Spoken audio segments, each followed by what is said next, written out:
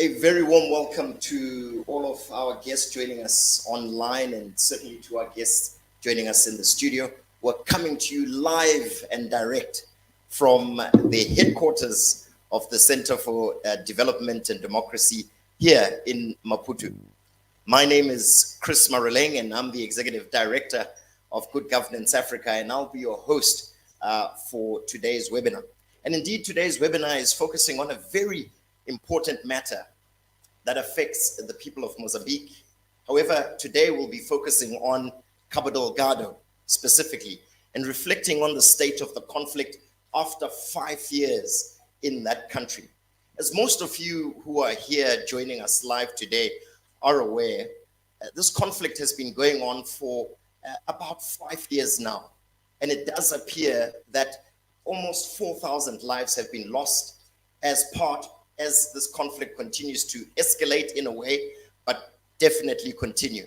What is also certainly unfortunate about this conflict is that it's seen the displacements of tens of thousands of people, not just from Cabo Delgado, but from various provinces up north in Mozambique. Now, one of the key aspects of this conflict is that it's been marked by, I think, an over-focus on a military solution to this crisis. One of the things that we have argued is that as much as a military crisis, or rather a military solution, can lead to a cessation of hostilities in the short term, or at least a pacification of those who are described as violent extremists, it certainly will not result in the grievances that have led or the root causes of this conflict being addressed. So one of the things that we would like to focus on today in this seminar is really, what are the drivers of this conflict? Has the military solution worked up north in Cabo Delgado? But more importantly, are there options, or is there space for alternative means of resolving this crisis in Cabo Delgado? So one of the ways that we have decided to address these pressing concerns and really unpack the questions that face us relating to the conflict in Cabo Delgado is to bring together a panel of seasoned experts in conflict studies who have been researching the situation in Cabo Delgado. We also bring together experts in the field of development, democracy, and certainly governance. Let me talk a bit about the question of governance. The institution that I represent, which is Good Governance Africa, believes that by addressing the root causes of conflict, which stem in many instances from a lack of inclusive governance, and inclusive governance can be defined as that process that determines who gets what, when, and how, and whether this process of determining the authoritative allocation of resources is focused on the citizen or simply on possibly political elites and commercial elites, can really be moved in a direction that leads to more inclusive systems of governance that are centered at really addressing these underlying grievances. So the panel that we are going to be bringing together to discuss this, I'll begin to introduce just now after I give you a sense of the way in which the format of this conversation will occur. We'll allow our panelists 10 minutes to really introduce their perspective on the conflict in Cabo Delgado. This will be followed by a question and answer session. And we're asking on our studio guests and certainly those who are joining us online to also chip in with questions that help us unpack this question. So joining me and to my immediate left is Professor Adriano Navunga, who is certainly our host today, and he's the Executive Director from the Center for Democratic Development in Mozambique, the CDD. Thank you for having us here today.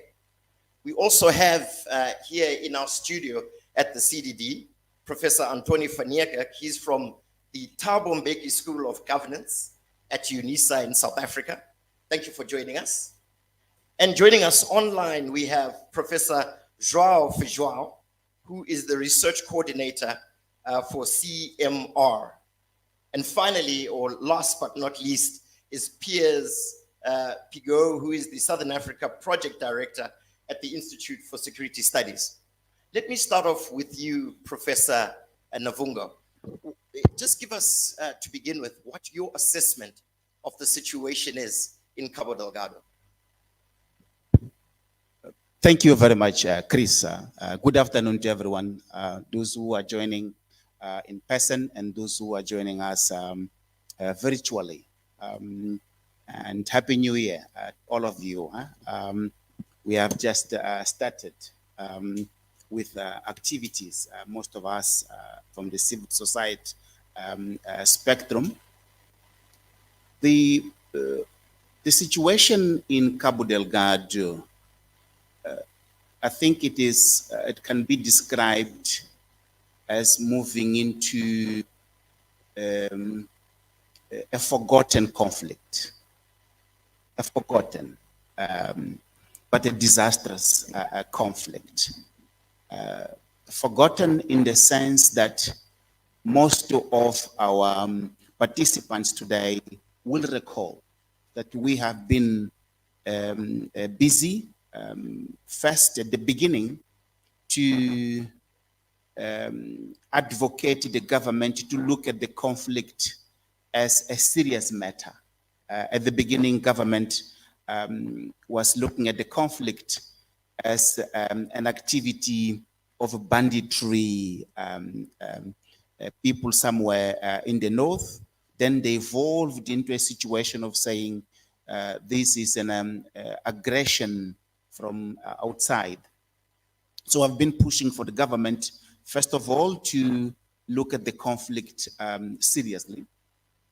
Number two, to following major attacks in 2021, for the government to seek international support. It was evident that domestically, both governance and the military response was not adequate to repeal the activity of violent extremists. We're successful there in internationalizing the conflict and also in having the government to seek support from SADC, from SAMIM, and also from the Rwandese. With that said, and that in place, we also been successful in having the government to establish ADIN, the Northern Mozambique Integrated Development Agency.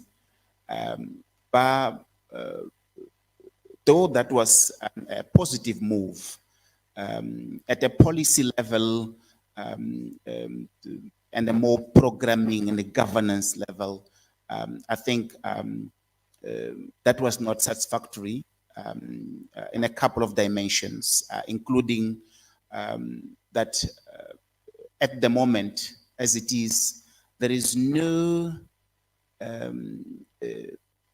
from a policy level, government has not officially acknowledged the governance failure in Cabo Delgado and in northern Mozambique as one of the key drivers of the conflict.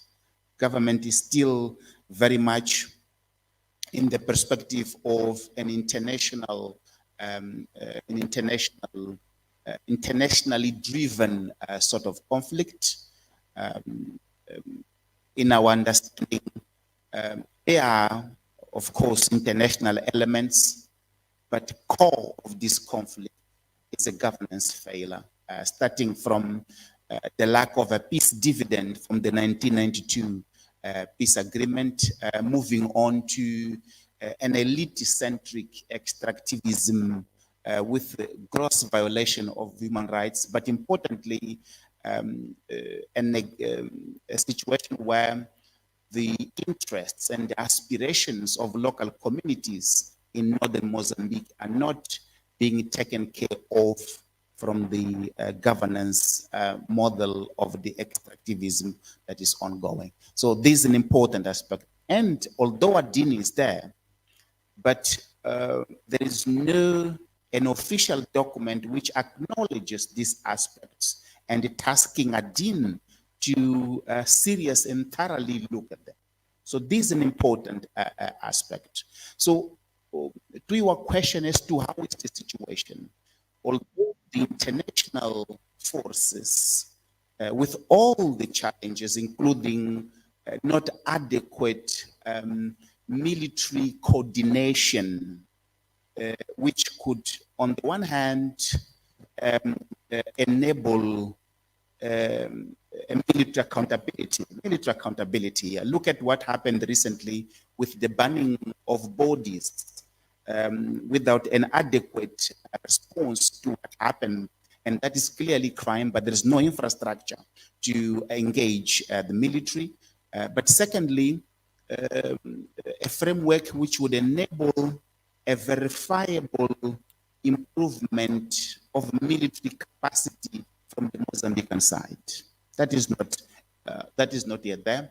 But one has to acknowledge that the military intervention from the region, it has been successful in the sense that on the one hand, Musimbo da Praia, which was the district that was under the control of the violent extremists, but also the capacity of the violent extremists to attack and occupy significant parts of the territory that has been seriously thwarted. So one can say that the intervention has been successful. What happened is that there has been a significant lack of proper governance response to that new space. ADIN was there, but a bit white elephant as it is at the moment. In the ground, in the districts, not much is happening. Government is pushing for IDPs to return. Some of the IDPs, they are returning because they are facing hunger in the IDP camps. They are not returning because it is safe up there to return. From a substantive viewpoint, there have been significant failures aiming at stabilizing Cabo Delgado, though the improvements that were made militarily. Prof, let me just ask you before you hand over the mic a couple of issues. You describe this as a forgotten conflict, and you also indicate that there are some underlying grievances which also seem to be forgotten. Tell us a bit about what those grievances are for the local communities. Again, conceptually, by a forgotten conflict, I mean the fact that from the top leadership in Mozambique, it seems to be focusing on other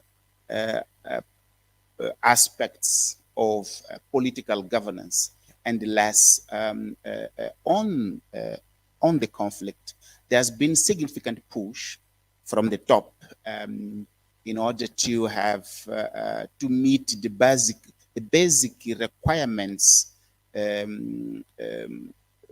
demanded by the international private sector to resume activities. We have seen significant moves there, but from the perspective of a multi-stakeholder engagement for conflict resolution, we have not seen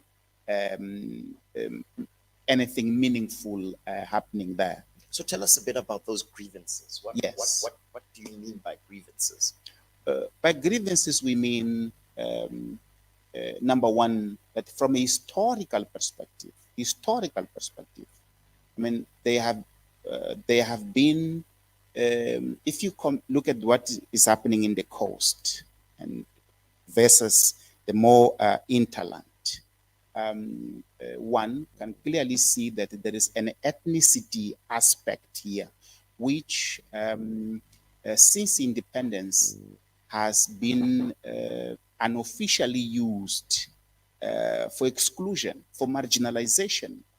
And because of that, during the Civil War, there have been lines of the Civil War with some of the areas supporting at the time the rebel movement, which then resulted in negating the post 1992 peace dividend, which again resulted in denying state capacity in some of those areas, and hence being vulnerable for attack. Let me give an example here of Musimbo the Prime, which it's the first secondary school to be built in 2007.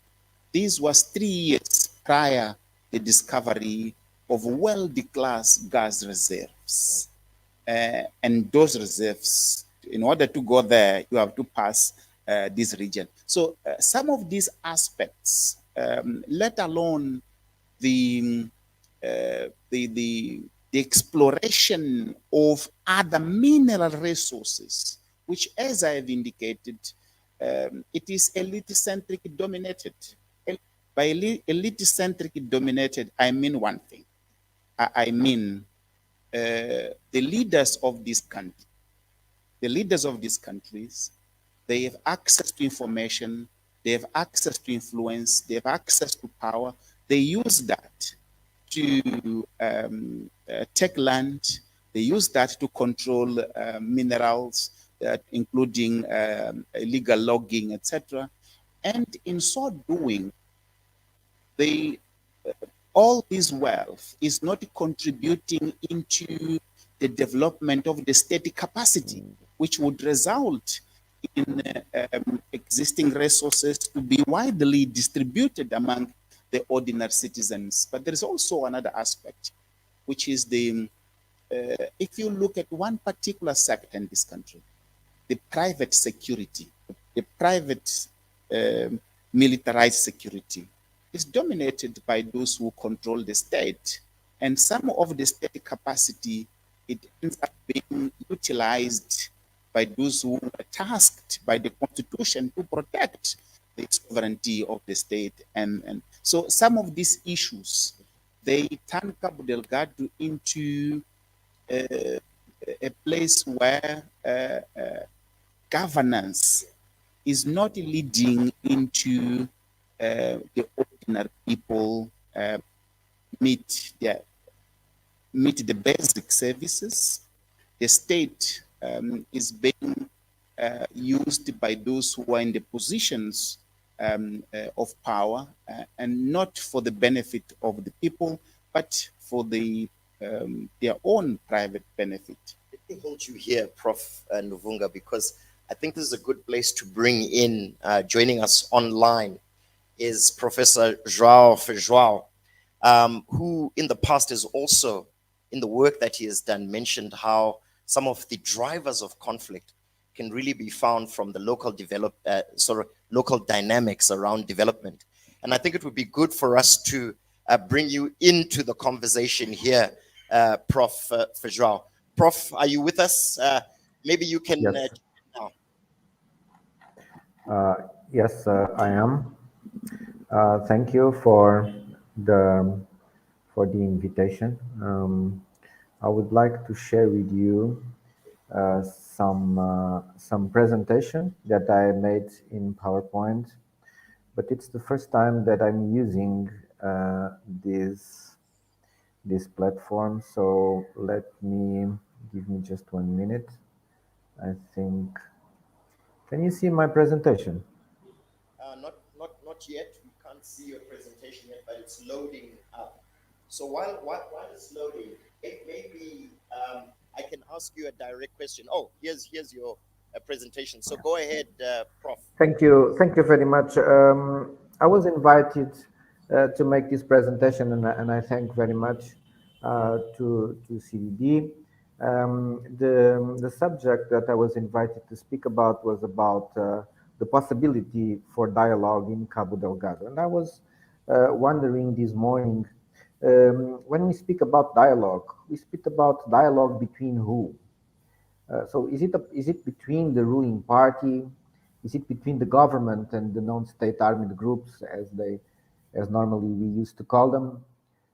Between the government and civil society organizations, between the multinational companies and the affected companies and the affected communities, or among the population. So I would like to give you some brief remarks about these different dialogue possibilities. But before, I would like to give an historical context of dialogue in Mozambique. Mozambique would be could be a good case study for to analyze the lack of dialogue, how to build a society without dialogue. So if we look to the history of Mozambique during the last 100 years, it's the history of violence. During the colonial and fascist regime with forced labor and forced crops and so on, then forced the liberation struggle, also violence, and then one party system with a very political, violent regime that caused a civil war. It was an aggression war, but it was also, it becomes also a civil war. And then in 1919, for the first time, we had a new constitution that allowed the freedom of association, of expression, of press, and so on. But in this new millennium, we saw again the violent penetration of extractive industry, situations of land grabbing, and now a war in 2017. So, returning to this is an introduction to contextualize that the word dialogue. It's difficult to find in the Mozambican dictionary since the colonial period. So it affects the relations of in the north of Cabo Delgado nowadays. So starting from the dialogue inside the ruling party, we are facing a lack of debate on the drivers of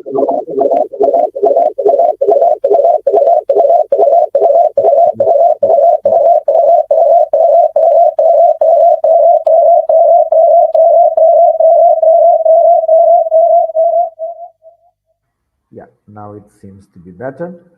So we are facing a lack of debate on what are the drivers of the conflict and what structural reforms we would need, as Professor Nuvunga spoke about. There is still this illusion that we can return to 2016 as nothing happened. And the main debate is still on the new leader should be from the north, from the center, or from the south. Now it's our time to rule. Should we? Is there a space for a third mandate? These gaboos and UC tensions. So no deep dialogue about the causes of the conflict. The second axle of dialogue that we should talk about is between the possibility of dialogue between the government and non-state armed groups. As Professor Nuvunga already explained, the government official speech moved from the denial of the situation to a discourse of there is a faceless enemy, we don't know what they want, and we would like to communicate, but we don't know how, to a new perspective that these amnesties and return to the communities and you will be forgiven. From the Mashababus, the non-state armed groups, there is no evidence of negotiation with Frelimo, who are called the Kafirs and the pigs and so on. So these contribute to a vicious cycle of violence. The third point that I would like to talk about is about the dialogue between the government and civil society organizations. So civil society organizations are facing a lot of problems related with the access to information, to education, training, media, laws, difficulties, financial difficulties related to access of logistic transport to the areas of the affected communities. In a scenario of poverty, a lot of bureaucratic obstacles to legalize the civil society organization, mixed with a lot of internal problems related with the patrimonialistic and corruption society inside the civil society organizations as well. The interaction between the civil society organization and the government is not easy many times. It's very politicized, is marked by the authoritarianism of the government and their intolerance, and especially after the beginning of the armed conflict, the role of civil society organization was very difficult because people was spread on the province without access to means of survivance, and very affected by the war.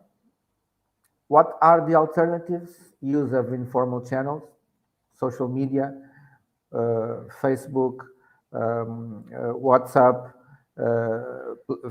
places or football games, places where especially the youngs can give their protests but without any impact. And of course, violence becomes to be understood as the only possibility of social participation. The dialogue between the multinational companies and the affected communities in the present, so we are facing an effort of Total Energy to stabilize the region. There is all this corporate communication from these companies that try to disguise local tension, some social responsibility and local content initiative as happening, but they have been ineffective to generate structural transformation in the north of the country. What is going to be after the force majeure? We have, when Total Energy return, we have a traumatized and a capitalized and unskilled local population, who will receive thousands of workers who arrive in the province, much more competitive. It will generate unemployment, more inequalities, and social conflicts. It was one of the main drivers of this conflict, the feeling of lack of protection from the population and then revolt. Among the population, we have these mixed feelings. We have this Pamoja tu Naweza slogan created by Total, Together We Can. It's a classic slogan that we see similar slogans like this. We saw like this in Afghanistan. We saw slogans like this in other places in the world. There are some initiatives for social cohesion involving civil society organization like mosque, religious organization. Total Energies is also financing some of these initiatives. There is this resilience and the willingness of population to return to normal life, but at the same time, there is a collective distrust. Deep resentments and distrust among the population, and the many stories of violence and revenge circulating in social media, in videos that are very, very cruel. But we receive it in our WhatsApps. And then there is a new possibility of dialogue between the West and the multinational companies and the non-state armed groups and ISIS. But I will not develop this issue. I just leave it for your reflection. And thank you very much. Prof. Joao, for that very in-depth presentation on the possibilities of dialogue. One of the things that we haven't sort of received from your presentation is which form of dialogue of the six that you presented.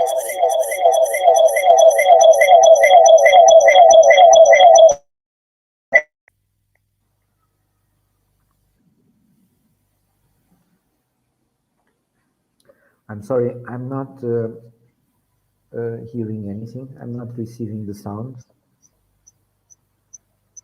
Maybe I can.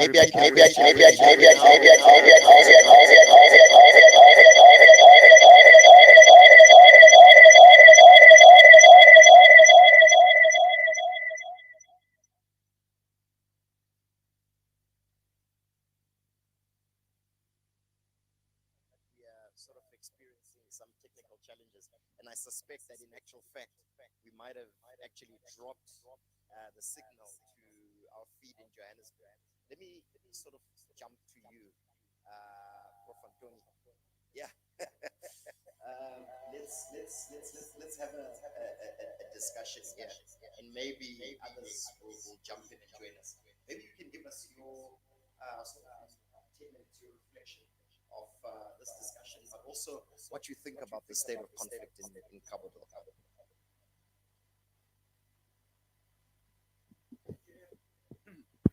I speak into this thing, and where do I look? Can I look at the audience? Oh, the camera, the camera, the camera. Yeah, some are falling asleep. I think they're awake. Yes. So thank you for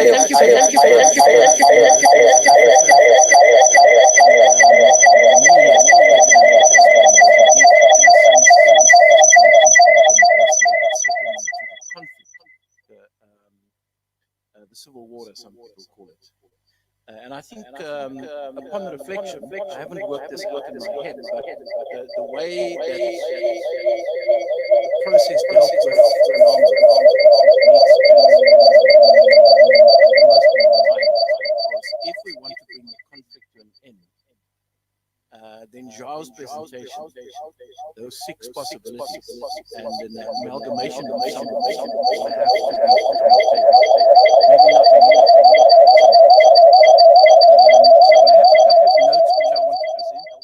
stick to 10 minutes, but I quickly want to say that two conclusions that I can already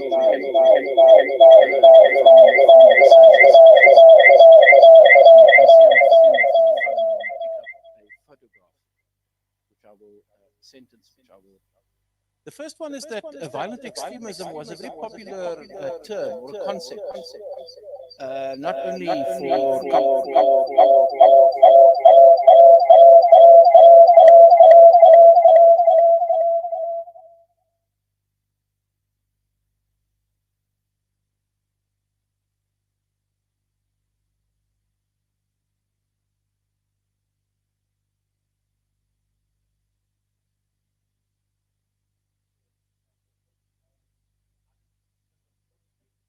powerful voices who talk about terrorism. In fact, SADC is on a knife's edge. They talk about violent extremism, but more and more they choose the other word, terrorism. So is that a description of what's going on here? Do we declare Cabo Delgado a ISIS? So violent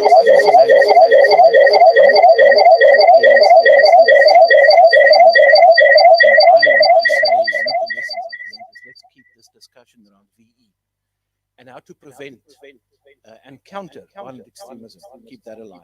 Some notes on that. The second one is, you started off by saying what politics is.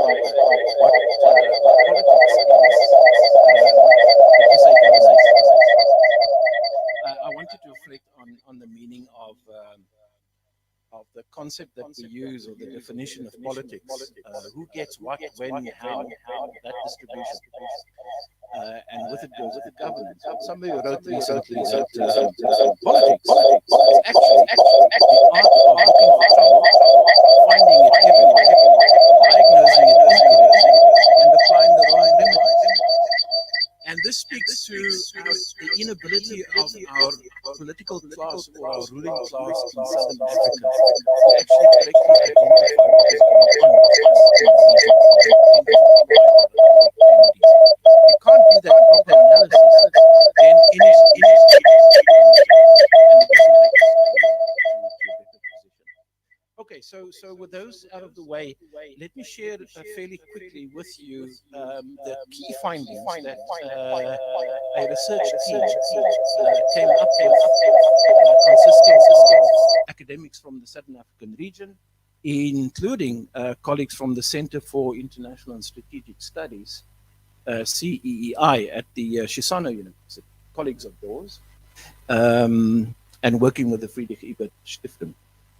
The first thing we wanted to do was to reflect as a group of researchers on whether the focus on a military solution is appropriate, proper, and will take us to peace. And we thought, no, we needed a broader discourse than counterterrorism or military force. And indeed, we have to suggest some policy changes if indeed the region wants to move forward. And so some of the key findings. First on the drivers of violent extremism in Southern Africa. So I'm taking a step back for now from Cabo Delgado, and I'm looking at a slightly broader perspective. You've heard this before. We must understand the structural factors that underlie violence, underlying violence. You've mentioned this earlier, and I think many academics make this point. Structural factors include state fragility, poor governance, political and social marginalization, youth marginalization, as well as predatory global economics.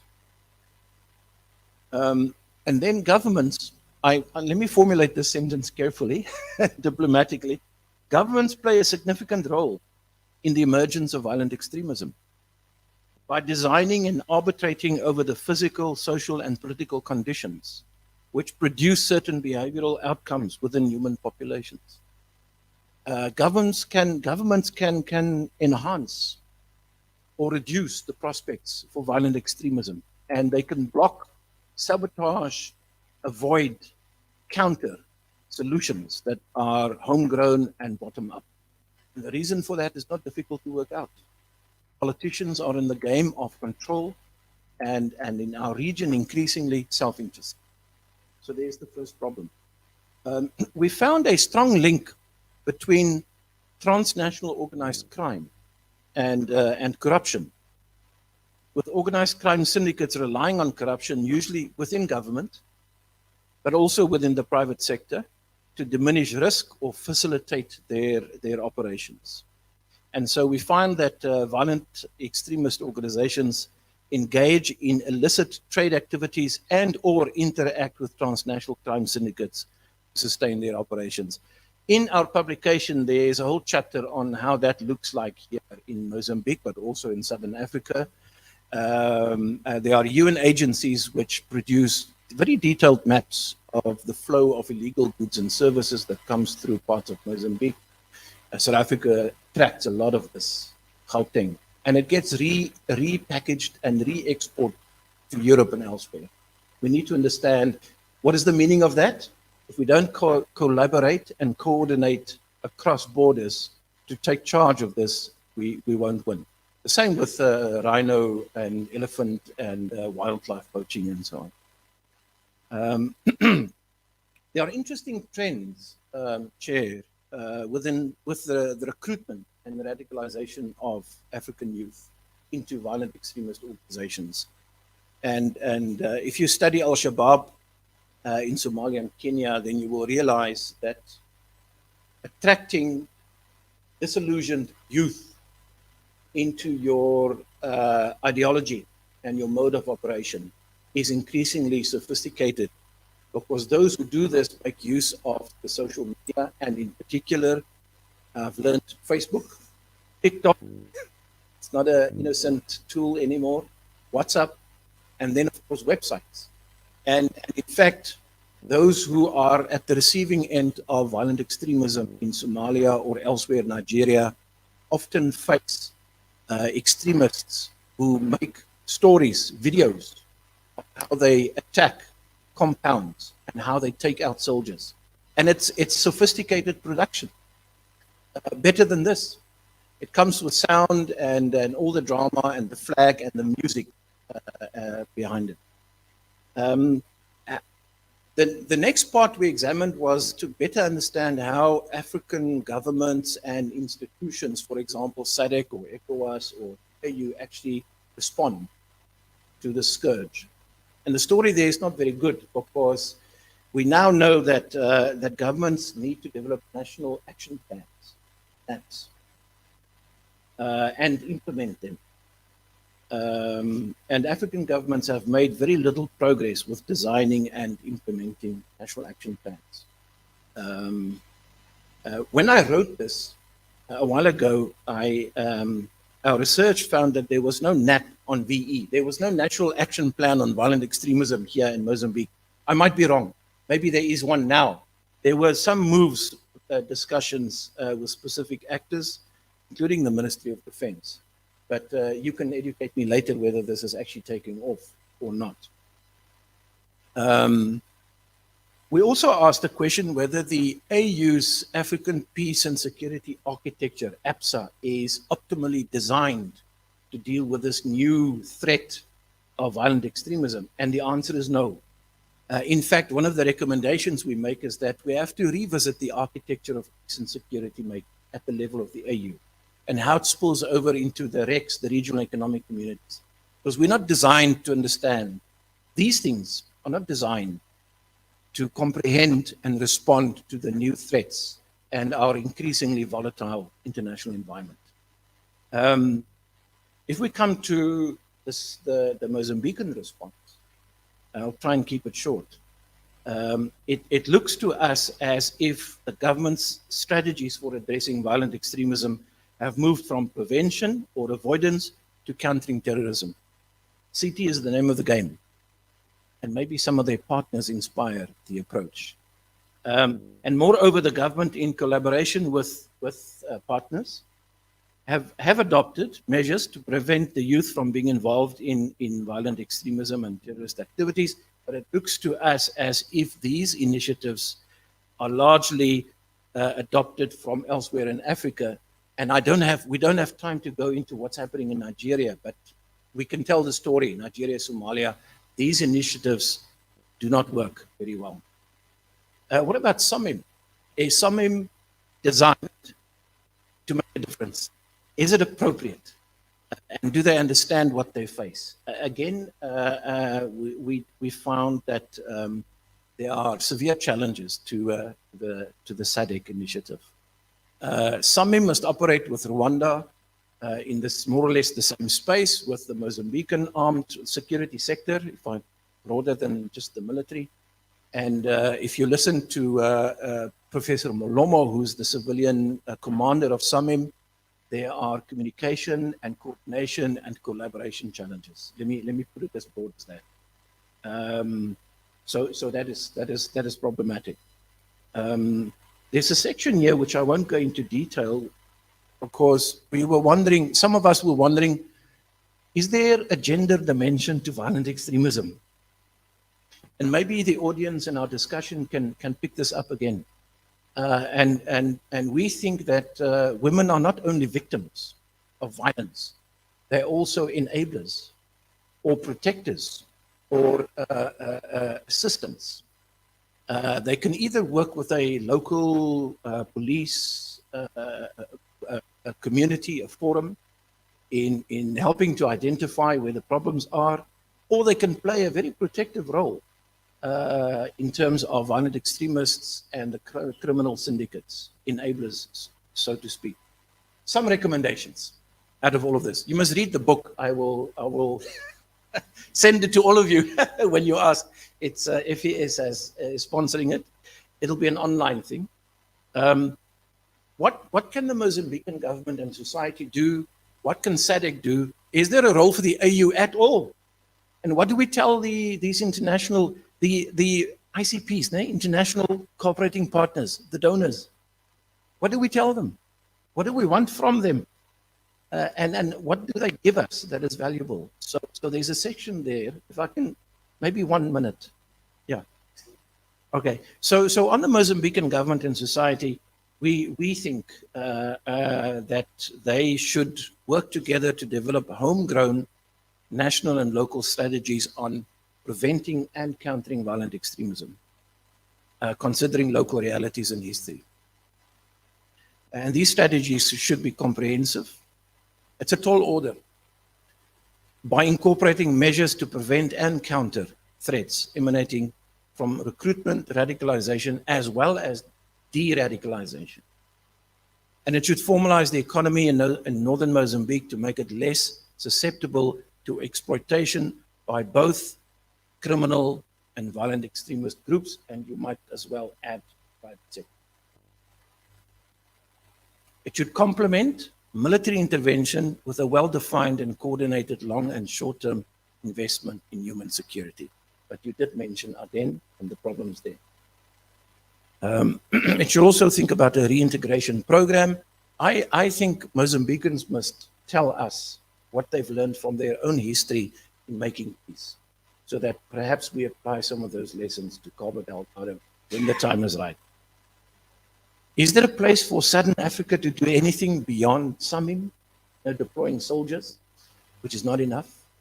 Well, I think we should make sure that our governments respect and promote economic, social, cultural, environmental, civil, and political rights of our citizens as fundamental in preventing and countering violent extremism. When these rights are violated, they become frustrated. If there's no solution or relief, they become radical. And that can easily turn into violence if they are attracted by enablers. And there's a sentence here which I think you will find funny, but it's where we are now. Our governments in the region, working with civil society, should establish strong moral leadership and rigorous anti-corruption oversight mechanisms. We don't have that. We pay lip service to this. And let me put it in another way, provocative. If we don't have strong moral leadership and effective anti-corruption measures, where will we go as societies? Yeah. There's a section on how to use legal instruments, but also psychology to prevent radicalization and to promote de-radicalization. There's work to be done, and I'm sometimes angry that our governments are not doing enough homework to zoom into these issues that I'm discussing here. They leave it to some academics, and when the academics publish, they don't read or they don't listen. I don't know if some of these policymakers are on the screen, but this is, and so then maybe finally, if I can abandon my notes. So SADC understands the threats. They have regular summits. There was one a few days ago where they said that they're concerned about Eswatini. They were happy about Lesotho. And they're asking the member states to contribute more to SAMIM. Remember the communique. What the communique doesn't say is that some of us have recommended to SADC, why don't you create a preventing and countering of violent extremism capacity in the organization? Because Cabo Delgado might spill over. I mean, here's Tanzania, Malawi is close by.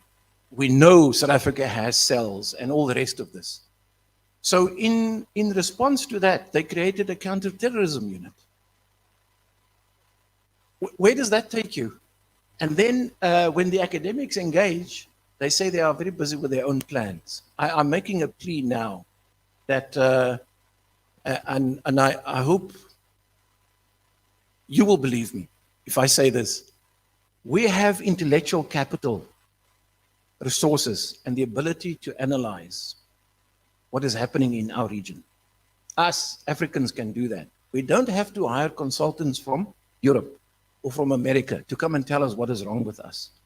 We know exactly what the game is. And this is a plea for a stronger collaboration between think tanks, academics, universities, throughout the region, and decision makers. Because I know that the decision makers in SADC, they need this. They don't have this. They need this.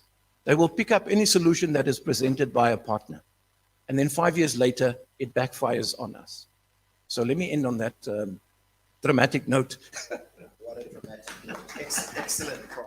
And let me follow up with this question. You sort of ponder in your presentation on how do governments and AU, SADC respond to issues of violent extremism. And then you kind of respond and you say one of the ways is to develop national response plans. We heard earlier on our colleague, Professor Joao, saying that there were 6 possible forms of dialogue. And unfortunately, he dropped off. And I know we didn't have time to interrogate his 6 possible forms of dialogue. Given your response and the development of what you national response sort of plans, does dialogue feature in them? And is it limited only to state actors? It's for you. I don't know why I'm on the spotlight. I'm sorry, because our colleague dropped off. Yeah, and raised the idea of national response plans. And PSP Go, is he coming back? He's going to be on, I'm sure. We'll try. All right. Yes, yes. Let me put it short and sharp. Yeah.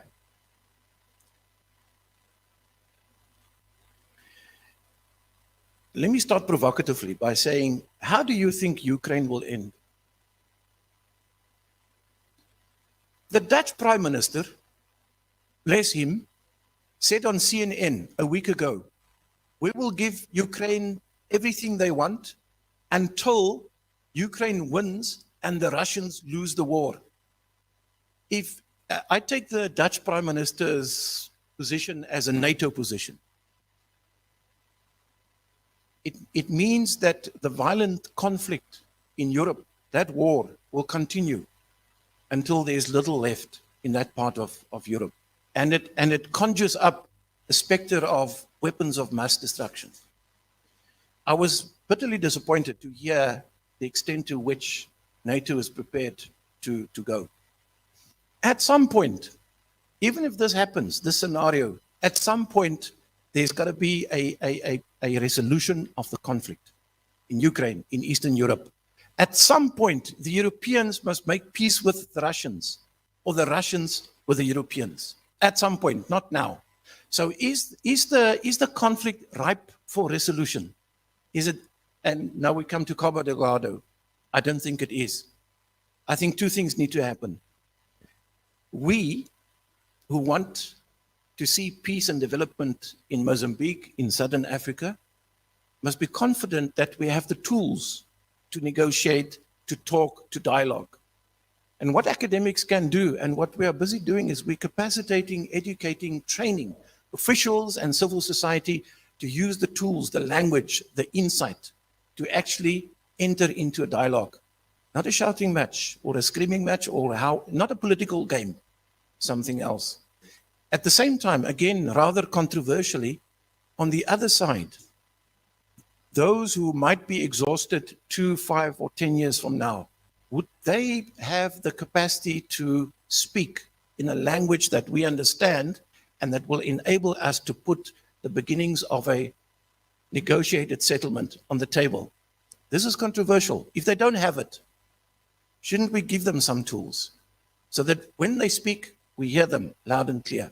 If they talk nonsense, we react. But if they express a desire for some kind of negotiated outcome, let's hear them. Not now, but when the time is right. Just hold that thought.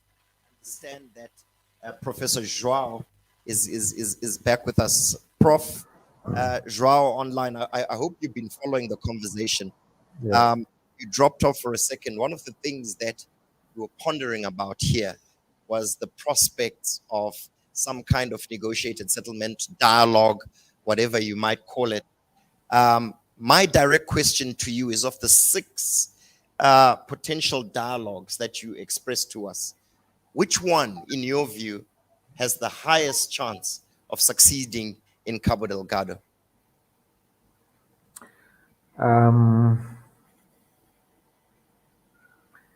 Well, let me first of all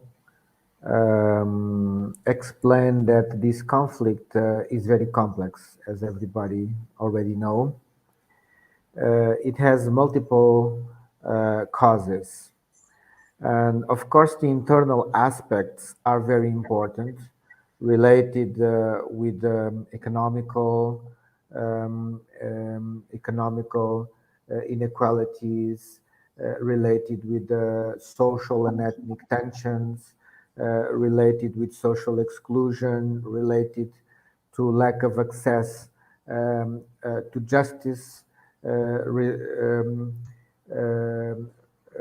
resulting from the lack of presence of the state in terms of providing public services, and the feeling of state against the people that is very common in the north of Mozambique in general since the early 20th century. So this is a very old feeling since the capital moved from Mozambique Island to Maputo. Of course, there are all these internal aspects, but I believe this conflict has to be understood in the context of the political economy of the region, not only there, not only in Cabo Delgado. So it involves all these part of the world, all these Mozambican channel, who was designed to be a corridor and a source of raw materials for the Western, for the global market. So ship raw materials for the global market. So we have the Mozambican channel, that has several corridors: the Nacala corridor, Beira corridor, Maputo corridor, the Lixinga corridor, and they were designing to serve the capitalist industry of other countries, not Mozambique. So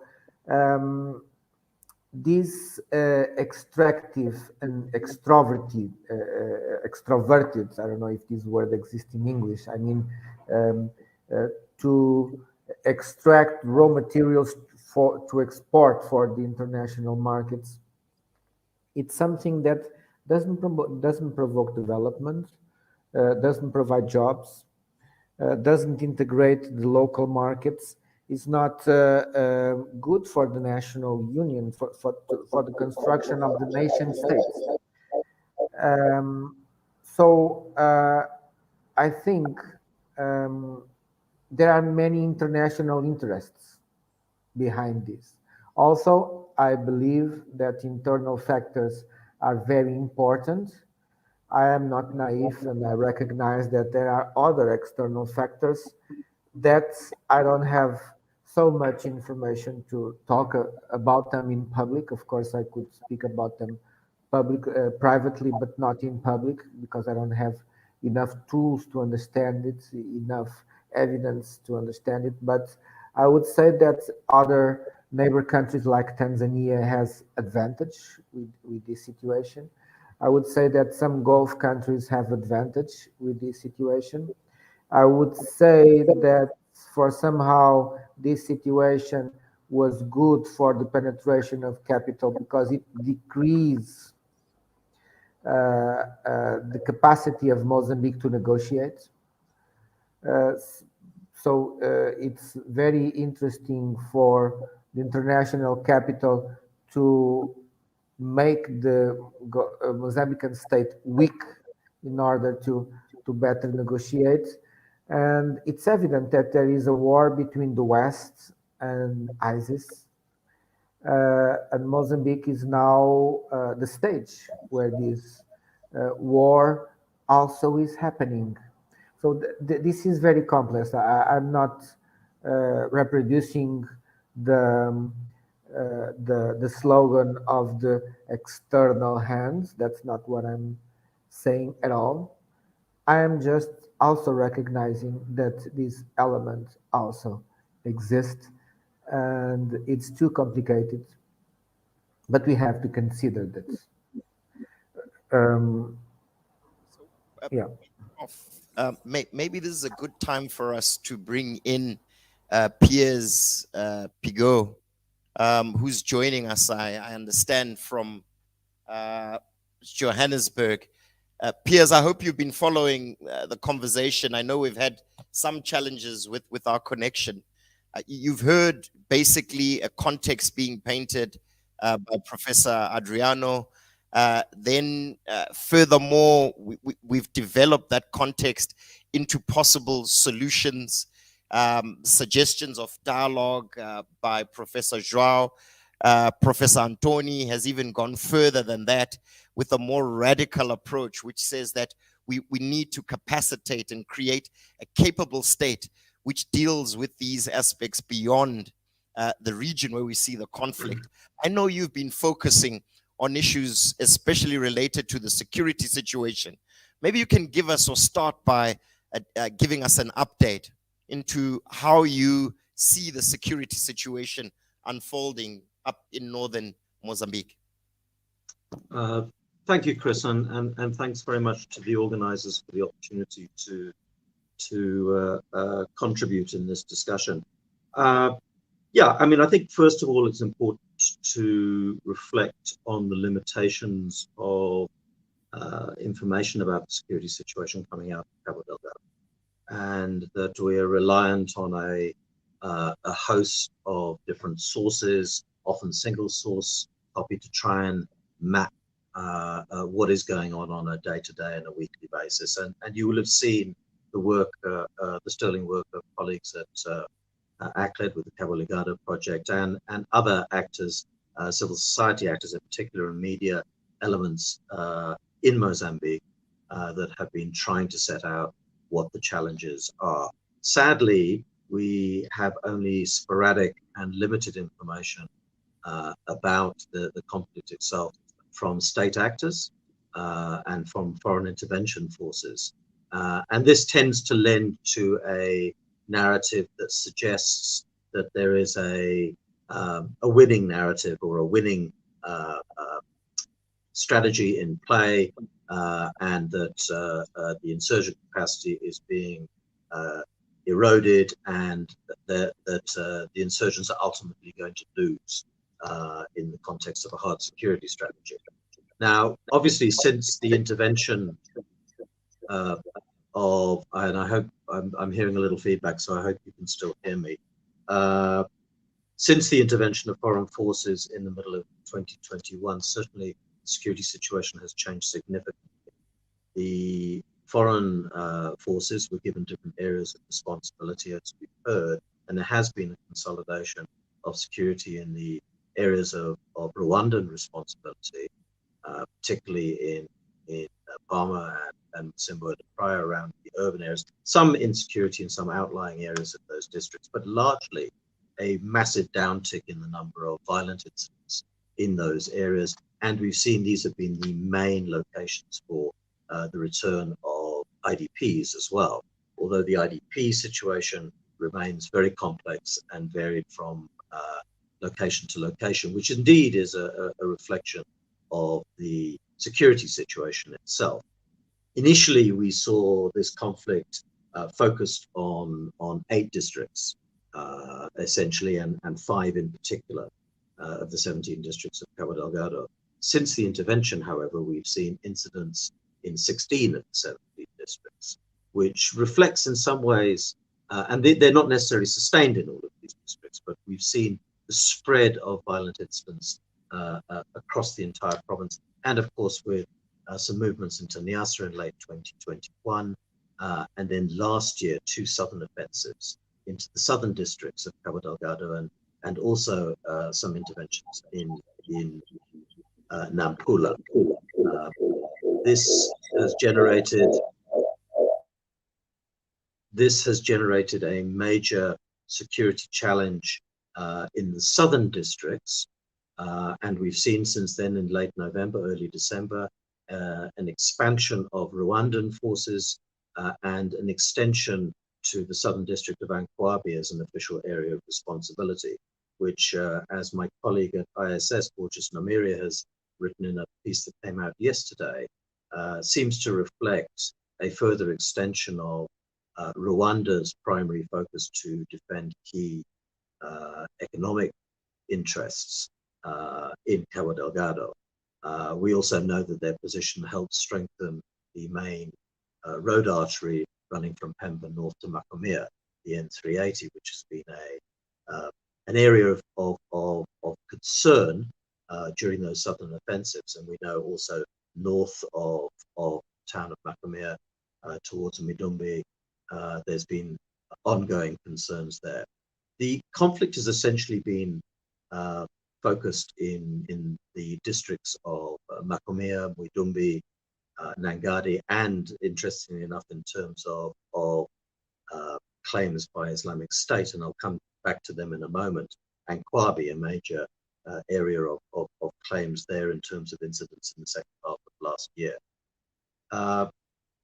So the security situation is particularly fluid. The pacification in Cabo Delgado, in Mocimboa da Praia and Palma led to a significant displacement of insurgents into areas largely of salmon responsibility. Interestingly, the narrative of effective, efficient Rwandan operations, which certainly there is some evidence of that, has contributed to this notion of a winning narrative that the government of Mozambique promotes, but also interestingly into a somewhat unhelpful comparative narrative of salmon limitations in terms of its operations.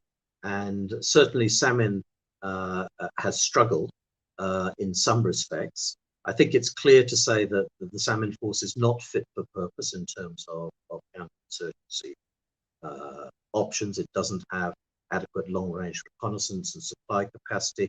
And certainly, as we've seen more broadly in Cabo Delgado, there is a limitation of rotary and fixed-wing air assets, which are essential for operating in this kind of environment. I think, so what we have seen is an effective containment in certain parts of the province, but we still see operational freedom for insurgents that have split into smaller groupings in these districts and have been able to pick off and attack outlying areas of those districts, including attacks on mainly Mozambican security force members and for resupply of ammunition and weapons. So their capacity to terrorize and attack remains. They've also attacked, in some instances, Rwandan forces, but also ambushed salmon forces. And we've seen the use of rudimentary IEDs, which may be a game changer if their capacity to enhance and develop that tactic further comes into play. And we do know from materials that have been recovered from insurgent camps that there have been certainly attempts to build their competency around the use of such weaponry. So, you know, this leads me to look at what's the role of IS in all of this. And I'm very conscious of what Joel said about not feeding the external narrative in terms of responsibilities for what's going on, because in which the Islamic State franchise is attempted to take advantage. We have seen since the Oath of Allegiance back in March, April 2019, we saw a slow drip of claims made by Islamic State for a selection of incidents, certainly a smaller number than the total, small proportion of that. But what we have seen over the last 7 months, and particularly since May the 8th, when Islamic State allocated Mozambique its own provincial status, a very significant uptick in the number of claims by Islamic State to incidents of violence in Mozambique. In fact, it's over 125 claims in the last 7 months, which outstrips the total number of claims in the previous 3 years before that. And this is being done in a way which is linked to IS formatting and messaging much more consistent with what we see in other provinces of Islamic State. Now, that enhanced coherence does not necessarily translate into an improved situation for insurgents in terms of supplies, recruitment, and so forth. And I think this remains a huge question in the current situation: is to what extent are fighters on the ground able to replenish, because they're certainly losing members. And we see in a number of instances, different groups have also handed themselves over, particularly around their challenges of securing food and so forth. And we have, over the last year and a half, seen a number of groups reportedly handing themselves over, although we have no idea what's happened to those individuals since then. This is part of the kind of blackout that we have from the government in terms of information about the conflict itself.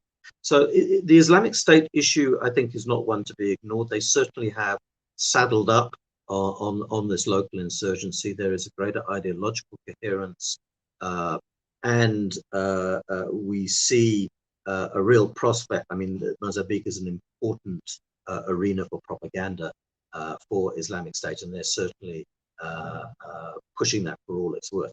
However, developing along the other along the lines of other IS franchises, it's extremely difficult for them to do so in the absence of control over a particular geographical area of territory.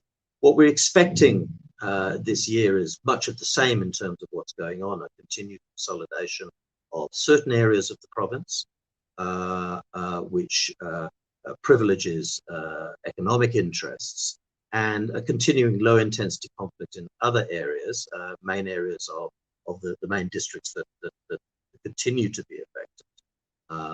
And that will be Macomia, Maluku, Nangadi, and Muidumbi in particular. Now, that does not prescribe the insurgents making attacks outside of those areas, and we're likely to see raids into other districts. And of course, we'll get a better idea of what their capacity is after the rains have finished, when we tend to see larger attacks. The rains have been late there, but this is going to curb a certain number of activities of insurgents. Although, we saw in the first half of January a downtick in action, but then in the wake of a current major Mozambican security operation with SAMIN, Operation Volcao 4, that has been going on since the beginning of last month, we've seen a dispersal of insurgents, both east and west, north and south, and various attacks taking place, but also some interesting dynamics with insurgents being much more constructive in their interactions with local communities, purchasing food, handing out money to old people, and not simply going through the route of terrorizing communities that we've seen from some groups in some areas. And of course, the attacks against Mozambican forces in particular, but also the surrogate proxy elements that are in play, the Forças Local, the local militias that are operating in a number of areas. And more recently, since the end of last year, the resuscitated Naparama militia that are also operating and have faced, we saw pictures today from Islamic State of, I think it's 13 Naparamas that were executed by insurgents in the last few days. So it's a fluid situation. The security situation varies from area to area. It does not lend to a hard security solution in the short to medium term, or indeed the long term. But obviously, hard security is absolutely critical for laying the foundations for the longer term human security objectives that relate to issues of dialogue and rebuilding or building a social contract between communities and government, which lies at the heart of the governance challenges in the province. and also beyond the province. I think this is one of the issues that, that there are many issues, challenges there that certainly are not unique to the Cabo Delgado story. So, for those that are saying that the security situation is improving, I think this needs to be qualified. It depends which part of what part of the province we're talking about. I'll leave it there for the moment, Chris, but happy to come in on any of those aspects or others. Thanks, Piers, for that very detailed presentation that focuses on the security situation. A couple of things that stand out to me. The first one is that you seem to indicate that attempts to contain violent extremists has not worked.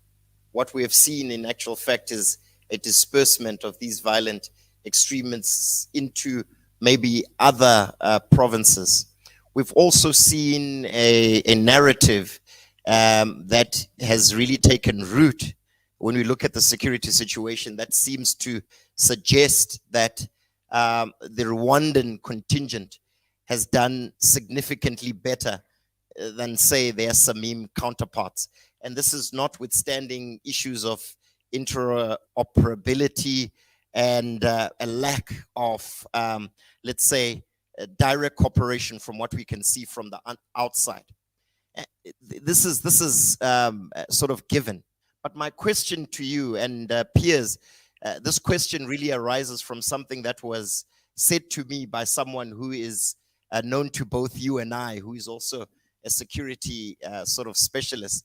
And he argues that we have arrived at a culminating point in terms of the security situation in Mozambique, basically meaning that the sort of positive benefits of a military intervention will continually experience diminishing returns. Do you agree with this? And if you do agree with it, then it means that we're most likely not to get any sort of long-term positive outcomes from this preoccupation with the security situation or a security solution. Long question, but I know what I mean, right? Yeah, thanks, Chris. I mean, I think I'm not sure I would agree with that we're at that point at this stage. I think much depends, much more could be done on the hard security front. I think the big challenge is the sustainability of the forces that are in play at the moment. Whether the Rwandans have recently expanded their force, how they are able to sustain that in a context where we know that they have been looking for money and putting pressure on the Mozambican government to find additional money. The EU has thrown them 20 million euros for non-lethal support. I don't know if that money is in place now, but that's not going to address their long-term sustainability issues. And of course, that feeds into questions about how this operation is being funded and what kind of compensation Mozambique is going to have to cop up to the Rwandans, and what is the long-term role there. Salmon is operating on kind of half rations. There's now about 1,900 personnel in place, and we're going to see a few hundred or so specialist Tanzanian police being deployed, hopefully to help try and strengthen security a little on that very long, porous border on the north there, which is a major concern. But I do think from a hard security context, and this is why you see at the SADC summit, the calls continually coming for member states to contribute further, because South Africa is carrying the bulk of the costs here, although obviously we're seeing other countries, TCCs, troop contributing countries, supporting themselves, Botswana, Tanzania, and so forth. But if you do not have the appropriate assets to actually maximize your options on the hard security front, then yes, this is going to do little more than contain certain areas. So I do think that there is an option with if available resources are there, and I think this has a lot to do with developing the aerial capacity, consolidating coastal, maritime security options and so forth, that you really do need to lock down as much as possible. Also, let me add to that mix, because I think it's a long-term security challenge, is how to deal with proxies and auxiliaries, especially if you're going to try and move from a peace enforcement to a peace building approach, which is this shift from scenario 6 to scenario 5 in the AU lexicon, which is going to be about rebuilding pillars of state, which includes policing and the criminal justice system and so forth. And these issues seem to be light years away from the thinking of most actors. Maybe you can hear me now. Great. I think one of the challenges that I have with the perspective that you are painting is, if we imagine this scenario, let's imagine that Samim had all the capacity and all the requirements and all the needs fulfilled that it wanted. Do you still believe that the military solution would result in the kind of positive outcomes that we want, given what has been discussed here about the real grievances and the real drivers of the extremists that we see up north in Cabo Delgado? Do you really believe that a military solution can result in a solution that is long-term, that is sustainable, notwithstanding the difficulties around? I'm not saying that, Chris. And supply chain that you have sort of painted today. Yeah, no, I'm not saying that there is a long-term sustainable military solution here. But what I am saying is that a consolidation, a strengthening of the military operation, and this requires an effective strategy that is tied to the human security aspects. And I'll come back to SAM in there as well, because they appear to be the only ones that have at least had a little nudge down that route. But what I'm saying is that the hard security consolidation provides a stronger platform for those longer term sustainable human security dynamics. What I'm saying is we need to see that aspect being built. That's why I don't agree that we've reached the end of the road with the hard security options. These are not either or options. It's about the interoperability of these issues. It's about how they feed, support, and build one another. Salmon did get a small amount of money through AU channels from the European Union last year to pilot peace building operations, which it presented its findings in September last year. It's unclear how that project or that program is going to be developed further by SADC and SAMIN, and what resources will be brought to the fore there. But importantly, how will that tie in to other strategies and similar interests that and policy developments that we see coming from Mozambique, at least in terms of its policies that we see from the aid-in strategy and so forth. And I think this has to include issues relating to Rwanda. Again, an unknown quantity in this situation. We've seen them being promoted, and I think there's a lot to learn from how Rwanda has engaged local communities and has built community trust, for example. How can those lessons be integrated with the work of other security actors at the table, but also to bring in and to build local and inclusive contributions from the people of Cabo Delgado. And I think the problem is we have a very fragmented approach around all these issues, which undermines the longer term potential of having a consolidated, clear strategy that they can all get behind. But I do think this is undermined by a hard security approach, which is not fit for purpose and is feeding into what many analysts have called a kind of green zone strategy, where there is preference in terms of security allocations and development attention to certain parts of the province, and other parts of the province are kind of left to wallow in this low intensity conflict. Thanks, Piers, for your contribution. I'm cognizant of the time, and I think we're going to be wrapping up now. I'm going to ask really our panelists, excluding Prof. Adriano, who will give a vote of thanks and sort of wrap it all up for us, to really in 2 minutes give us an assessment, a summary of what you have taken out, the key takeouts of our discussion today. Let me start off with Prof. Antoni. As Piers spoke, I was thinking of Afghanistan. What is the lesson of Afghanistan for us? Right, number one. Number two, I'm a South African. I know what our security sector is capable of, can do and cannot do. Our threat environment has become very complex.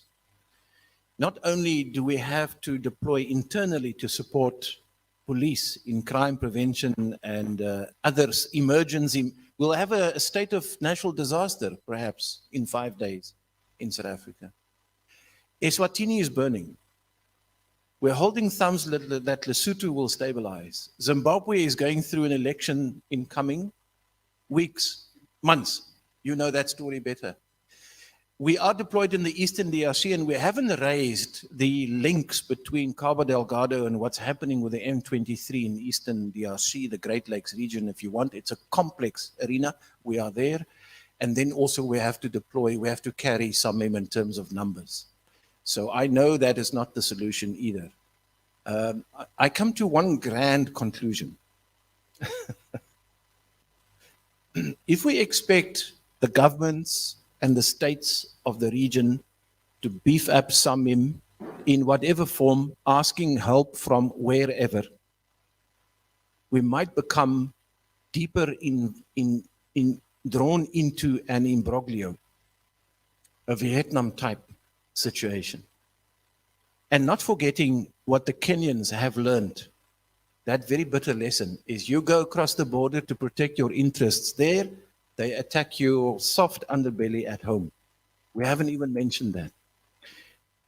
Let's give space for SADC to do their best to help stabilize the situation in Cabo Delgado. In the meantime, I believe the time has arrived for the non-state sector, for civil society activists, NGOs, academia, think tanks, intellectuals in the region to come together under a very broad umbrella to address the following issues.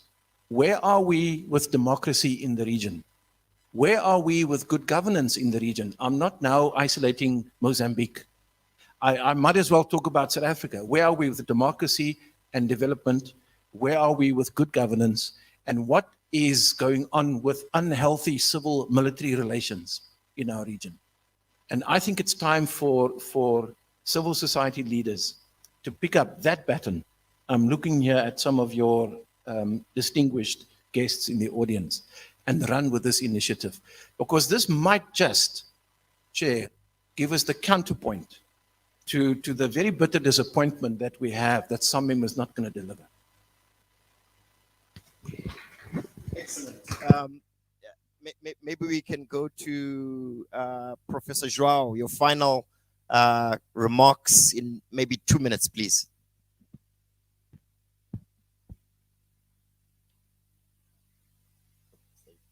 A solution is important to provide security to population, is important to create some stabilization, but this is a problem of development. This is a problem of social inclusion.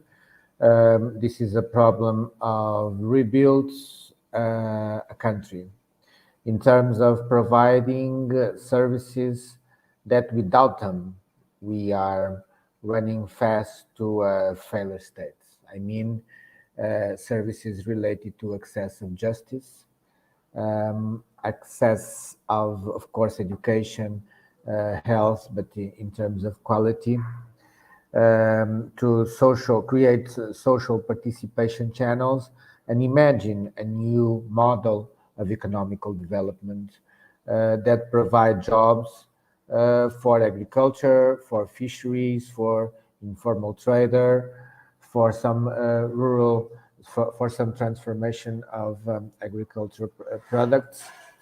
But it means that the government makes a debate. It's related with good governance. It's related with the fight against corruption. To relate to strength the state institutions. But very few things, very few people are talking about this in Mozambique. The main debate is on fight against the terrorists.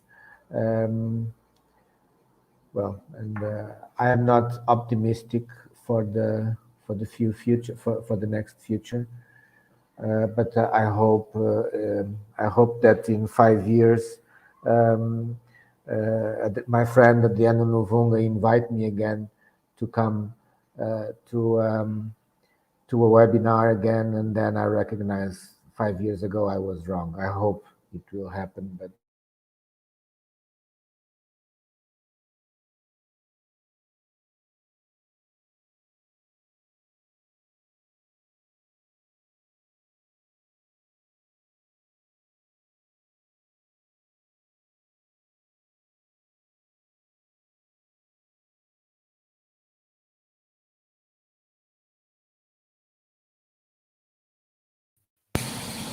Cabo Delgado. I think from my own observation, what is quite apparent is that there isn't a single solution that will result in a cessation of hostilities in Mozambique. What we really need to move towards is a situation where the various parties, be they in government, in the civil society, the local communities, begin to engage each other in some sort of a dialogue that results in a situation where the real grievances of the communities on the ground begin to become resolved. I'm certainly not just depressed or discouraged by the situation that we see unfolding in Cabo Delgado, but what in actual fact I feel is a sense of encouragement that those in civil society, as was advocated by Professor Antoni, those in sectors who work on the ground need now more than ever to become active, to show leadership, and to become engaged in processes that can result in a sustainable solution to the conflict that we've seen up north in Cabo Delgado. So for those of you joining us online, I just want to say thank you for joining us, and over to you, Professor Adriano.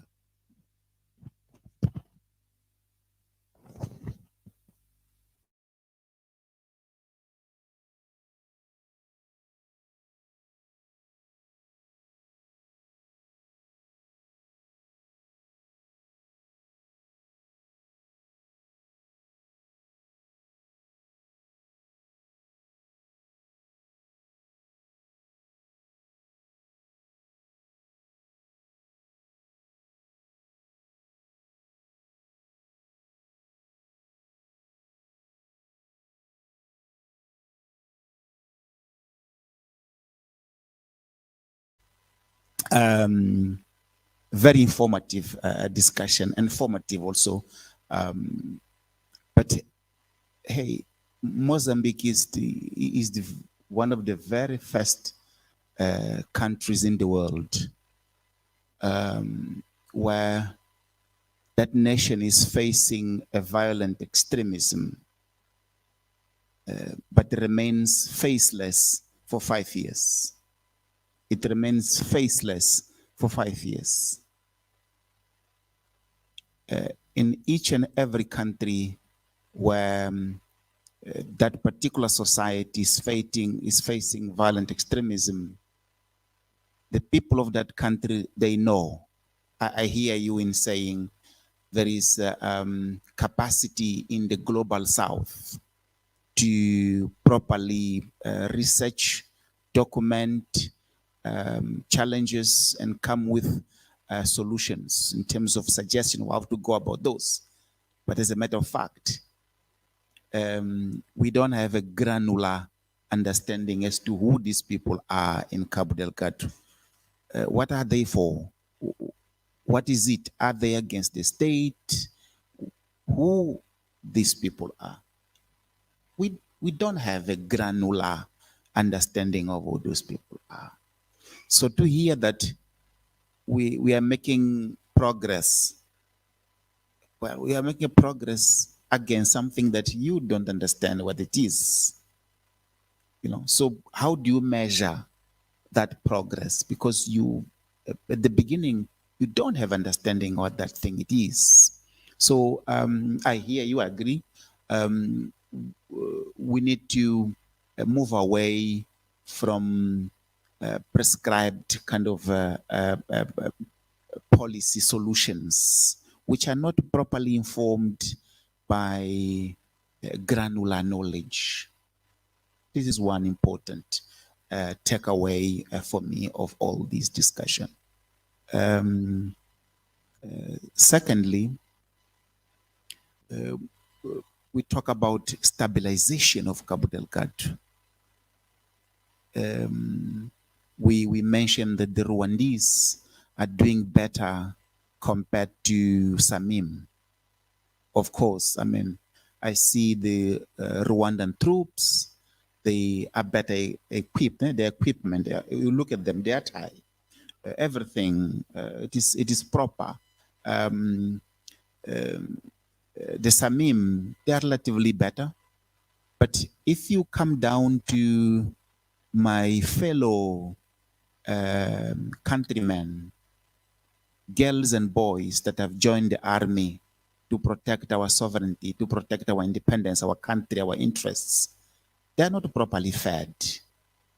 At the beginning, they had 1 or 2 meals, but I doubt whether today they are certain that they will have a single meal in Cabo Delgado, let alone that they will have a salary at the end of the month. But it's not only the situation with the army. Whole civil servant in Mozambique, they did not have the 13th check at the end of the year, which is sacrosanct. They haven't received the check. Teachers are not paid.